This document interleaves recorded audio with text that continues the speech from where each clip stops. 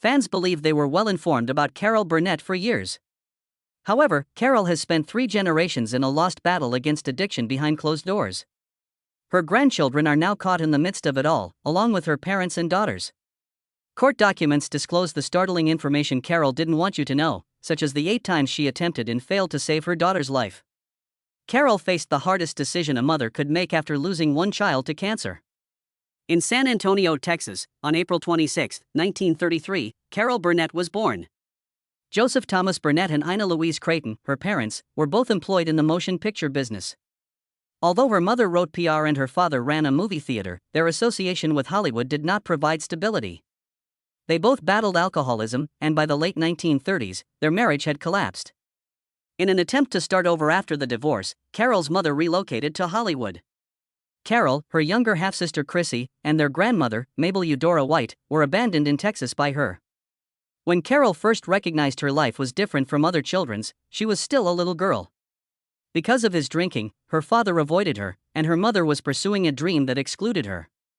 The only thing she could rely on was her granny. They relocated to Hollywood with their little possessions when Carol was about 7 years old. They took up residence in a boarding house close to Hollywood Boulevard, where they had a small one-room flat. The area was small, and funds were always limited. She called her grandma Nanny, and she did everything in her power to make the most of what little they had. She collected silverware from diners and preserved food crumbs. She even occasionally took extra toilet paper from public toilets. Nanny made sure Carol had a goal to strive for in spite of their difficulties. They saw double features starring Bette Davis, Judy Garland, and Fred Astaire at the theaters multiple times a week. Carol sat in a dimly lit cinema and forgot about the struggles outside and the cramped flat. She saw glitzy celebrities dance and sing. Additionally, life felt fantastic for a few hours. She didn't understand at the time how much those experiences shaped her. Not only was she amused, she was researching the telling of stories. Loneliness, however, began to creep in outside the theater. Created a fictitious twin sister named Karen at the age of 8. She put her everything into it, not simply playing the part. She put on new clothes. Convinced neighbors that Karen was real, they dashed between doors. The performance went on until it wore her out, and then she dropped the charade. Journalist was Carol Burnett's dream job. In the early 1950s, she had that plan when she was accepted to UCLA. But something was wrong. The $50 tuition was out of her family's price range. She was about to give up until she noticed an envelope in her mailbox. There was precisely $50 inside. She named it her UCLA ticket, but she never found out who sent it. Everything was altered by that one act of kindness. She thought she could compose plays, so she decided to study in theater arts and English instead of journalism, which UCLA did not offer. She ended up taking an acting lesson as a result. At first, it didn't excite her. When she took the stage at Royce Hall, something happened even though she received a D on her first performance. She became aware that she had a talent for making others laugh. The course of her life was altered by that moment. Burnett immersed herself in theater, taking classes like Theater Arts 28C to study stagecraft and cinema lighting, and even though she played in improvised theaters that resembled army barracks, she still put her best foot forward. She cherished every moment of it. At the conclusion of her first year, she was recognized as the most promising newbie. Although that title was accurate, college wasn't her last destination. Her dream was to relocate to New York and get on Broadway. The money was the issue. At that point, a different stranger intervened and transformed her life. In 1954, a businessman and his wife were drawn to Burnett's student performance in San Diego. The talent she possessed amazed them. When he heard about her difficulties, the man offered her something. He would give her $1,000 so she could relocate to New York. That was a significant sum at the time. However, 3 requirements existed. She would never be able to identify him. The money was solely needed for the move. Additionally, she had to assist those in need if she survived. Burnett found it hard to believe. "I had never in my life seen so many zeros," she subsequently remarked. She had the opportunity to start over thanks to the money. She moved into the Algonquin Hotel upon her arrival in New York in 1955, and then she settled into the Rehearsal Club, a boarding home for aspiring actresses. Despite its short lifespan, the $1,000 allowed her the time she needed to pursue her passion. The Rehearsal Club was a difficult place to live. young actresses vying for their big break called it home. In addition to eating together and helping one another, they were continuously turned away. Burnett made her living as a hat check girl. In order to draw in agents and business experts, she assisted in setting up the Rehearsal Club Review in 1955. It succeeded. Celebrities like Celeste Holm and Marlene Dietrich were present. Not just Burnett benefited from that incident. For many of the club's young ladies, it opened doors. Despite that achievement, it was difficult to obtain consistent work. Burnett gave humorous performances in nightclubs, such as I Made a Fool of Myself over John Foster Dulles. Audiences adored her. She appeared on The Tonight Show and The Ed Sullivan Show as a result of the joke. In 1955, she landed her first actual television role on The Paul Winchell Show. She portrayed Jerry Mahoney, a ventriloquist dummy, as his lover in a children's program. It was a beginning, but it wasn't glamorous. She was given a more significant role on Stanley, an NBC sitcom that starred Buddy Hackett, the following year. She portrayed the eccentric girlfriend of a newsstand operator, Celia. The show was incredibly talented. It was written by future greats Woody Allen and Neil Simon and live-produced by Max Liebman. Stanley should have been a hit on paper, but it was broadcast against the highly popular show Arthur Godfrey's Talent Scouts. In March 1957, NBC canceled Stanley after 19 episodes due to low ratings. Burnett didn't let the setback stop him. Carol Burnett's Broadway debut in Once Upon a Mattress in 1959 was her big break. The Phoenix Theater hosted the show's May 11th opening until it moved to Broadway later that year. From the time she went onto the stage, people were laughing at her portrayal as Princess Winifred, a boisterous, vivacious, and utterly unorthodox royal. The Princess and the Peas served as the inspiration for the musical, but Burnett was the one who really made it memorable. She plunged herself into the part with a new and surprising charm and crazy physical humor. The critics adored her. People couldn't get enough of it. She also received a Tony Award nomination for Best Musical at the young age of 26. The Alvin Theatre and the St. James Theatre were among the places where the show was performed for 470 shows. The production was described as light and predictable by some reviews, but Burnett's performance elevated it above the others. Unlike the typical Broadway starring ladies, she was unique. She tapped into her comedic instincts rather than just singing and dancing, making jokes with her body, voice, and face. She didn't mind making a fool of herself or making a joke run as far as it could. She was unique because of that. She had already altered Broadway comedy's rules when she departed the show in June 1960.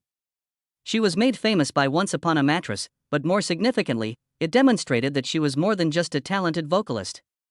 Hollywood was taking note of her natural talent as an entertainer. She joined The Gary Moore Show, a well-known variety show that year, which was the ideal platform for showcasing her humorous abilities. Between 1959 and 1962, she portrayed a variety of humorous roles, such as the charwoman, a tenacious housekeeper who fantasized of being wealthy and well-known. Wearing a tattered uniform and holding a mop, the character turned into one of Burnett's most adored characters. As a performer, she developed during her time on the show. She developed her timing and learned how to improvise while working with leading comic writers. Her characters were not just amusing but also approachable since she had perfected the skill of striking a balance between heart and comedy. Her first Emmy for Outstanding Performance in a Variety or Musical Program or Series was awarded to her in 1962. In the same year, she faced a new obstacle. She co-starred with Julie Andrews in the CBS special Julie and Carol at Carnegie Hall on June 11, 1962. Their styles couldn't have been more different. Burnett was bold and silly, Andrews elegant and refined. But they were electrifying together. You're So London, a light-hearted duet that emphasized their contrasts, was one of the night's most memorable moments. The Pratt Family, a musical spoof from Switzerland, was another hit that had fans laughing uncontrollably. The show was so successful that it was awarded an Emmy for Outstanding Program Achievement in the music industry. The special nearly didn't take place. Andrews didn't have the star power to attract viewers, according to CBS executives. But Burnett disagreed. She was once given a ride by a truck driver who said he would watch anything with Julie Andrews, according to the anecdote. Burnett only had to listen to that. Her intuition was correct as she pushed for the special to be produced. Her ability to compete with the biggest celebrities in Hollywood was demonstrated by the success of the show. Another milestone in her career was reached in 1963 when she made her film debut in the romantic comedy Who's Been Sleeping in My Bed, which starred Elizabeth Montgomery and Dean Martin. Her character was Stella Irving, Martin's fiancé's eccentric closest friend. Despite the short role, she brought her typical fun and enthusiasm to every scene. Later on, she made a joke about how she should get an award for the worst acting performance ever. The movie itself had a mixed reception. Additionally, all critics agreed that Burnett was entertaining to watch, despite some believing Martin appeared disinterested. During a time when few people thought women could host variety shows, Carol Burnett battled for her position on television. Following her success on The Gary Moore Show, she got a 10-year deal with CBS. CBS executives resisted her use of the option to develop her own series that was part of the arrangement in 1967. They tried to advise her to watch Here's Agnes, a sitcom, and said that variety shows were only for guys. Burnett didn't. A show combining comedy, music, and poignant moments was what she was looking for. A sitcom without a script. Her contract left CBS with no other option. She had to get their approval. In 1967, The Carol Burnett Show made its debut on September 11.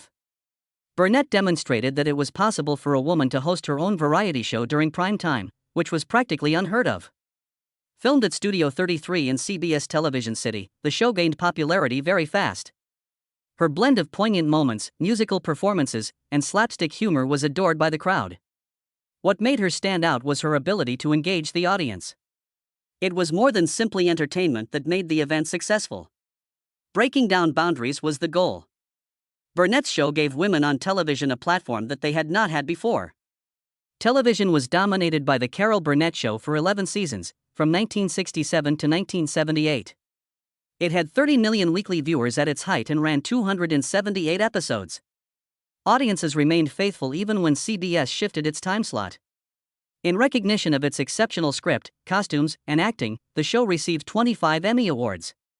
It was included in Time magazine's 2007 list of the top 100 television programs ever. On TV Guide's list of the best TV series ever, it came in at number 16.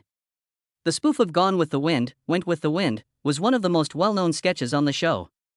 After airing on November 13, 1976, it quickly became a classic. Wearing a garment composed of green velvet drapes with a curtain rod still attached, Burnett played Starlet O'Hara as she descended the stairs. The audience burst out laughing in real time. The sketch turned into one of the most well-known episodes in television history. It was eventually named the second funniest TV moment of all time by TV Guide. Additionally, Burnett created recurring characters that grew popular with the general public. One of her most recognizable roles was that of a gentle cleaning lady, or charwoman.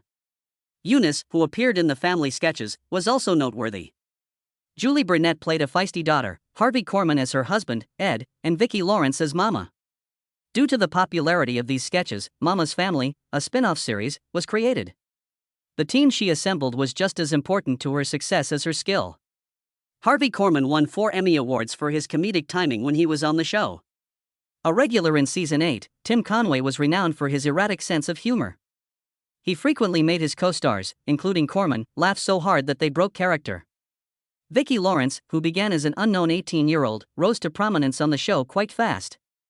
By the time it concluded on March 29, 1978, The Carol Burnett Show had solidified its legacy as a television program. With Moon Over Buffalo in 1995, Carol Burnett made a triumphant comeback to Broadway after a 30-year hiatus. The hectic lives of 2 aspiring actors in Buffalo in the 1950s were the subject of this fast-paced comedy, which was written by Ken Ludwig. Burnett portrayed resolute actress Charlotte Hay, who was entangled in a maelstrom of last-minute adjustments and misidentifications. The excitement of the event was adored by the audience. Barbara Burnett received a Tony Award nomination for Best Actress in a Play for her portrayal. Following 22 previews, the production ran for 309 performances at the Martin Beck Theater before opening on October 1, 1995. Behind the scenes, the drama was equally intense. When technical difficulties arose during rehearsals, Burnett's rapid thinking was highlighted in the documentary Moon Over Broadway, which also documented the production's difficulties. In putting it together, a musical review honoring Stephen Sondheim's contributions, she made her Broadway comeback in 1999. Her previous role was different from this one. Rather than a conventional narrative, it was an anthology of Sondheim songs that examined relationships and love. Alongside Burnett were John Barrowman and George Hearn. Combining humor with nuanced feelings, she added warmth to the more reflective parts of the show and had excellent timing. Opening on November 21, 1999, putting it together played 101 shows at the Ethel Barrymore Theatre. This part demonstrated Burnett's ability to switch between comedy and drama with ease once more. Outside of Broadway, she kept surprising viewers by landing unexpected TV parts. She made an appearance on Law & Order, SVU as a guest star in the Ballerina episode on March 17, 2009. Her role this time was that of Bertie Salloway, a former Rockette with a troubled history who ran a strip club. Bertie's fatal sickness and her role in the deaths of several husbands were among the startling revelations about her life that came to light when detectives looked into a string of strange deaths. Burnett was nominated for an Emmy for her stunning dramatic performance. Critics commended her for being able to play a serious role and making it as memorable as her comedic performances. On November 23, 2010, a year later, she made an appearance in the first episode of Glee as Sue Sylvester's mother, Doris Sylvester, who was portrayed by Jane Lynch. Like her daughter, Doris was impulsive, frank, and equally passionate. Singing Wonderful Towns, Ohio in duet with Sue was one of the episode's most memorable moments. Tens of millions of people watched. Critics praised Burnett's relationship with Lynch and her easy integration into the humor of the show. Burnett also used her memoirs to tell her life narrative. After its 1986 release, her debut novel, One More Time, shot to the top of the New York Times bestseller list. She wrote of her early years in Hollywood during the Great Depression, sharing a one-room apartment with her eccentric grandmother and alcoholic parents. She persisted in her desire to perform, in spite of the difficulties. Her memory of an enigmatic donor who offered her $1,000 to relocate to New York was among the book's most poignant scenes. Her life was transformed by that gift, which also launched her career. Inspiring and touching, the book was written as a message to her daughters. In Such Good Company, the second book she wrote 30 years later, was released in 2016. She turned to The Carol Burnett Show this time and talked about the backstage experiences of working with celebrities like Lucille Ball. She also discussed the difficulties faced by women in the male-dominated field of variety show leadership. The significance of the performance from 1967 to 1978 was demonstrated by the letters she included in the book from people who had been moved by it. Resilience, love, and sorrow have all influenced Carol Burnett's life. Her undergraduate sweetheart, Don Soroyan, was the subject of her first marriage. December 15, 1955, was their wedding date. Early on in their relationship, they had difficulties as they both tried to advance in their careers. Among the personal losses Soroyan experienced was the passing of his daughter from a previous marriage. In parallel, Burnett's career was taking off. They found it more difficult to maintain their relationship as the distance between their personal and work lives widened. It was Christmas 1959 when they parted ways. In 1962, they completed their divorce. Having never achieved the success he had dreamed for, Soroyan died in 1990 at the age of 62. Burnett married television producer Joe Hamilton, who was instrumental in The Carol Burnett Show, in 1963. Carrie, Jody, and Erin are their 3 daughters together. Over 20 years of marriage were spent together, but Burnett's work and family issues took a toll. The largest obstacle was when their oldest daughter, Carrie, developed a drug addiction while still a teenager. It caused the family a great deal of stress. Burnett and Hamilton parted ways in 1982. In 1984, they formalized their divorce. In 1991, Hamilton lost his battle with cancer. After 2 unhappy marriages, Burnett fell in love once more in 2001. She wed guitarist Brian Miller, who was 23 years her junior. Although some people were surprised by the age difference, Burnett never let it get to her. As they grew older, the gap seemed to lessen, she frequently joked. None of her past marriages have lasted as long as theirs. Burnett's biggest challenge in life was becoming a mother, not getting married. Carol Burnett's Nightmare, an article published in 1979 by People magazine, exposed the agonizing reality of Carrie's addiction. Carrie started using cocaine, Quaaludes, and marijuana when she was barely 14 years old. She rapidly became more addicted. Carrie refused to go to rehab despite Burnett's repeated attempts. She even fled from one facility and vanished for several days. Her mother was the target of her lash. Burnett, however, remained steadfast. She subsequently said that in order for her to hate me, she had to adore Carrie. Carrie eventually reached a turning point when she was 17. The fact that her idol, Janis Joplin, had passed away from addiction was brought up by a doctor during her 3rd stint in treatment. That was the turning point. Carrie understood that she didn't want to end up like that. After being clean, she never turned back. Carrie and Burnett mended their relationship once she got clean. She also discovered that writing was her passion. Burnett's book, One More Time, served as the inspiration for the play Hollywood Arms, one of her most ambitious endeavors. Carrie had the concept and persuaded her mother to collaborate with her on it. Hal Prince, the Broadway director, worked with them for years to develop the play. The piece, which combined sadness and humor, recounted Burnett's difficult upbringing. Tragedy struck as the drama was coming to life. Carrie was diagnosed with lung cancer in 2001. Since her teens, she had been a smoker, and the disease quickly spread. Throughout her treatment, she continued to focus on Hollywood Arms. She regularly said, "Every day I wake up and decide today I'm going to love my life," which helped her stay positive. However, her brain was affected by the malignancy after a few months. Died on January 20, 2002, when she was 38 years old. Although Burnett was distraught, she knew she had to complete the task they had begun. She asked Carrie for a sign before Hollywood Arms opened in Chicago. There was not much waiting for her. Her hotel room was filled with a bouquet of flowers that resembled the tattoo Carrie had adored. Carrie's middle name, Louise, appeared on a bottle of champagne that appeared backstage. As Carrie always enjoyed, it rained on the first night. Carrie wasn't alone, though, in her battle with addiction. The majority of Erin Hamilton's life has likewise been spent battling addiction. When she was a teenager, it started, and it never really went away. She made an effort to improve herself over time. She spent over 20 years in treatment, at least 8 times. In the hopes of starting over, she stayed for at least 30 days each time. But each progress was followed by a painful regression. Erin had a breakdown in 2020. A significant episode of suicidal behavior led to her being placed on psychiatric hold. For years, her mother, who is now 87, had witnessed her struggles. The stakes were significantly higher this time, though. Dylan is Erin's 14-year-old son, who found themselves enmeshed in the confusion. His household life had devolved into one that was toxic, erratic, and unstable. Dylan required attention that neither Erin nor his father could offer.